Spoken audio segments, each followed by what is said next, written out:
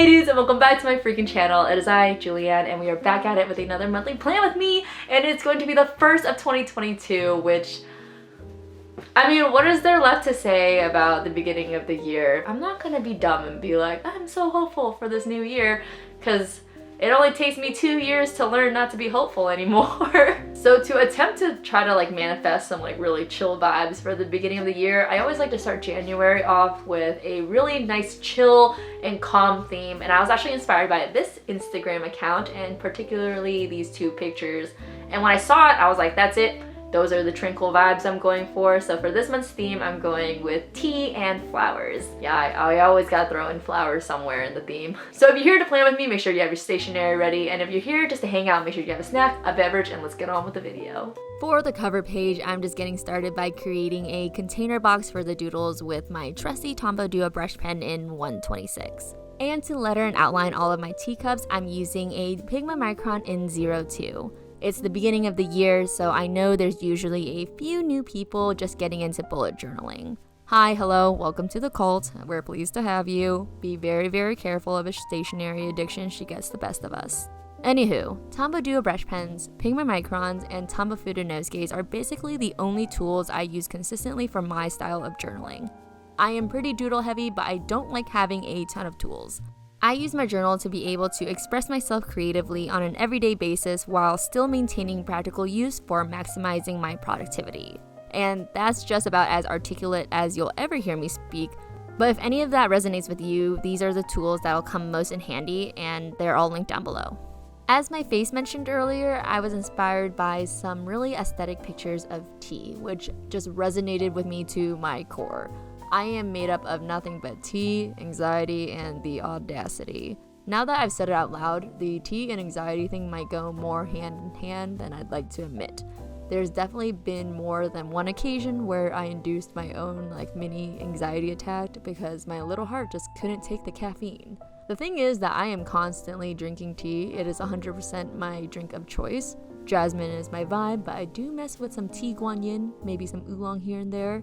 I just haven't found an uncaffeinated tea that I vibe with yet. If you guys have any suggestions, please let me know in the comments below. Nothing feels better to me than a hot cup of tea, but it'd be nice not to be super caffeinated all the time. For the sake of my own sanity and those around me. This might be an addiction, and you add a few toppings in there, then it's boba. Then I'm 100% addicted. So yeah, tea is kind of a thing for me. And then throwing flowers in it, oh my god, just chef's kisses. Because if you have seen any of my spreads before, I just throw flowers and foliage on anything and then I call it a theme. So when I saw this, I was like, oh baby, this is it for me. To color this spread, I always like to have a main color and some accent colors to go with it. And the main color is going to be that Tombow brush pen I used earlier in 126. This is one of my favorite pens because, for one, green is my absolute favorite color, and two, it's really nice and vibrant without being a crazy fluorescent highlighter. No tea, no shade, but mild liners kind of push that weird fluorescent range sometimes, so I really appreciate it when a marker can be really nice and vibrant without being over the top. And I think this pen in particular really brings a nice earthy but energetic feel to any spread, which is exactly what I'm going for in this spread. As I said earlier, I like my January spreads to have a sense of peace and calm, and I definitely could have gone with a more muted green to capture that, but I want this spread to feel very me, and if you know me, I'm a very high energy person, so this choice of green is pretty spot on to capture all of that. For the accent colors, I went with a muted beige and a light purple. Muted beige is probably redundant, but we'll skip over that. I chose these colors specifically to keep in line with the tranquil vibes that I'm desperately trying to manifest for the beginning of this year. I always have an issue with being too gung-ho at the beginning of the year and then burning out in 9 days. I love looking at goals like it's a game, and I don't know why, but meeting those goals is never enough in my mind to, quote, beat the game. I also have it in my head to do it before the tentative date that I set, and I guess then I super beat it. I don't know what that is called, but I got it, and I'm actively trying to work against it. This year is all about finding fulfillment within myself and seeking only internal validation. So yeah, I need to calm the heck down, focus on me, and become more obsessed with myself again. I'm just kidding. Kind of. And here I am making the calendar spread. Mine is on the smaller side because I use this as more of a reference for if I'm ever planning away from my desk or phone. Most of my monthly planning is done on a big whiteboard calendar and then copied onto my phone and into my journal. I also like adding this cute little highlights portion to write down all the big highlights of the month.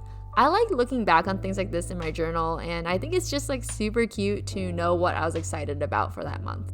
Also, here's a little plug for the sticker sheets that go along with this spread, now available on my shop. Link is in the description box below.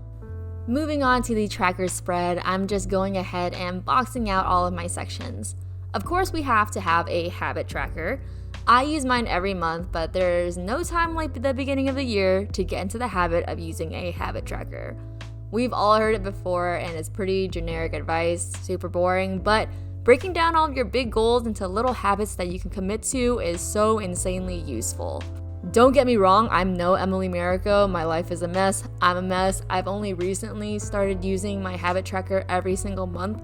I feel like if you went back to my plan with me's from last year, you'll see that I completely neglected the habit tracker page just like in general because I just didn't believe in it. I just didn't use it. So I was like, why am I making something that I don't use?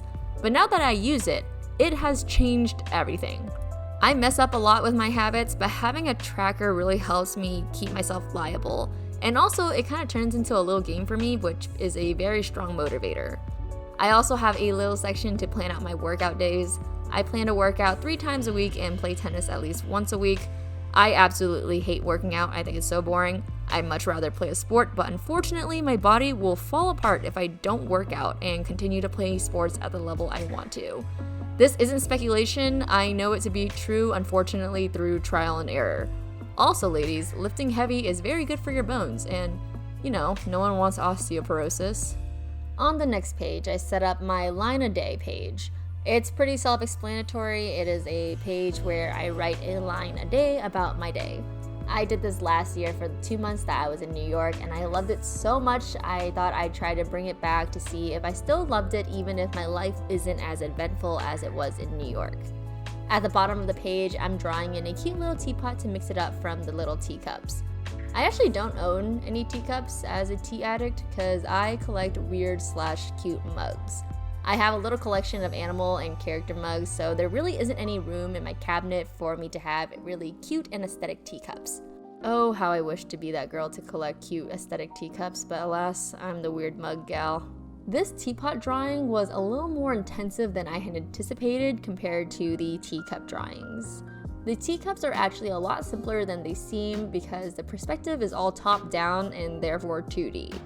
For the flowers in the teapot, I had to do a little bit more visualizing to understand how they'd be sitting in the teapot, and doing things like this is really fun for me. And don't get me wrong, it's still a doodle, it's nothing crazy. I try to not make any drawings in my journal any more complicated than this, because usually when that starts to happen, I start to see journaling as more of a chore, and it makes it less likely for me to journal and plan. Bullet journaling can be really overwhelming if you let it be. It's all about figuring out what works for you and finding your own style. Prioritizing productivity is really just the most important thing when it comes to preventing burnout. Early on in my journal journey, I was really focusing way too much on the art and the themes, and so planning took a back seat, which made bullet journaling less useful for me, and so I started to see less purpose in doing it, and I just wanted to quit altogether. So if you're new, start simple and focus on the planning portion. As you get better and faster, then you should start playing around with your style and find what you like. And always allow yourself the grace to continue figuring things out. It's really hard to fall in a trap where it's like, this is my style now, and not letting yourself experiment and play around a little bit. Personally, I think about burnout a lot. I am very fearful of it because I feel like I'm really susceptible to it because I make these videos and I post my journal online. Not that I feel like, oh my god, everyone's looking at me, I have to impress people all the time. But there is some pressure to make your journal for other people, and that is just not how it's supposed to be. Your journal is when you get to be selfish and to make it all about you. It's how your journal functions for you. How does it make you feel? And that's really all that matters. And I strongly believe that and have to remind myself from time to time. especially whenever I make a new theme, that this theme is for me. I hope other people like it too, but this journal needs to function for me. It's all about you, girl, and your 16th birthday. You got your very own spotlight tonight, and it's all about you. Sorry, that was like a very obscure reference and tangent, my bad. But if any of you guys get that, let me know, because me and you, we are so on the same wavelength. Anywho, moving on from that weird tangent, we are working on the weekly right now, and again, I am continuing the motif of the container. And I'm drawing the teacups inside with some of them popping out, and I really like doing this because it adds a little bit of depth and interest, and also the container kind of keeps things looking a little bit more elegant, which I am going for in this spread. Speaking of adding depth to your drawing, adding a shadow is always super helpful. I like using the Tombow brush pen in N75. Again, I have all my supplies listed down below in case you're wondering what colors I'm using. And I love this pen because I can go from like a thin stroke to a fat stroke really easily, and that's really, really nice for curved shadows. And on the right side, we're basically just doing the same thing again with a container box, but this time we're only drawing 2 teacups, and the top and bottom spaces are going to be useful spaces for to-do lists and notes if I need them. For this monthly spread, I wanted there to be like a sense of elegance, and so finding balance and symmetry is really important in doing that, and so I'm very proud of this spread because it is just nicely symmetrical enough. There's still asymmetry to keep things interesting, and there's plenty of space for planning, and man, sometimes the spread just comes out so good. You gotta give yourself a pat on the back. Like, I did a good job with this one. And to finish off this page, of course, I'm just going to finish off the drawing, but I'm also going to add a touch of washi tape just to add that last bit of bling. It's super unnecessary, the doodles definitely stand on their own, but we love being extra here, and I do think it adds to that elegance factor that I'm going for. But anyway, that's probably enough rambling for now. I'm probably just going to flip through, and that'll be the end of the video.